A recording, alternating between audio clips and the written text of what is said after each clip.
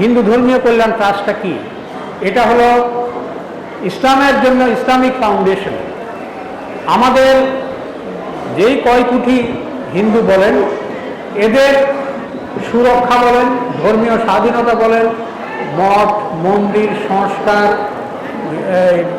যারা গরিব হিন্দু ধর্মীয় সনাতন ধর্মের লোক আছে, তারপরে স্কুল আছে, বাচ্চাদের আছে, এগুলোকে সাপোর্ট দেওয়ার জন্য গভর্নমেন্ট 1982 সালে হিন্দু ধর্মীয় কল্যাণ ট্রাস্ট করেছে এরশাদের সময়।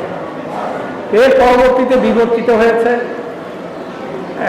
কিছু বিচারপতি ছিলেন, কিছু সাবেক সচিব ছিলেন, এরা ভাইস চেয়ারম্যান ছিলেন।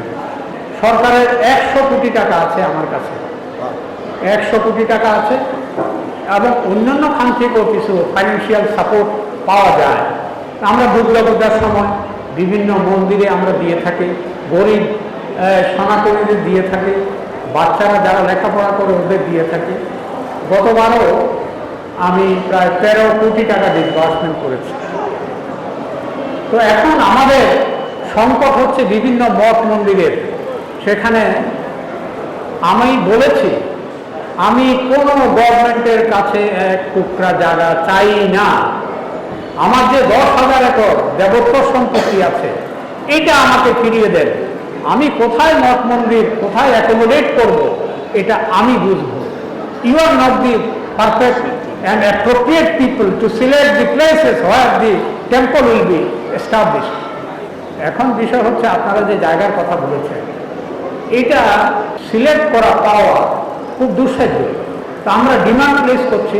আমাদের পুরান ঢাকায় কিন্তু অনেক দেবত্ব সম্পত্তি আছে, বেহাত হয়ে আছে, আংশিক বেহাত হয়ে আছে, অন্যদের দখলে আছে, সেটা আপনারা জানেন। এখন আমাদের একটা জোর আছে হিন্দু কমিউনিটির। গতবার ভোটের সময় আপনারা সবাই আপনারা বিএনপিকে ভোট দিয়েছেন, আমি বিশ্বাস করি।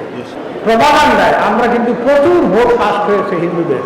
এখানে মির্জা আব্বাস সাহেব উইন করা খুব ডিফিকাল্ট ছিল, কিন্তু আমরা মনে করি হিন্দুদের ভোটে উনি এগিয়ে আছিলেন।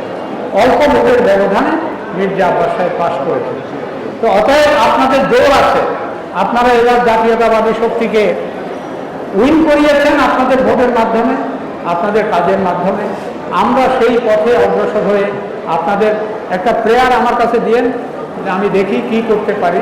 তো আপনাদের ভক্তমণ্ডলীকে সহযোগিতা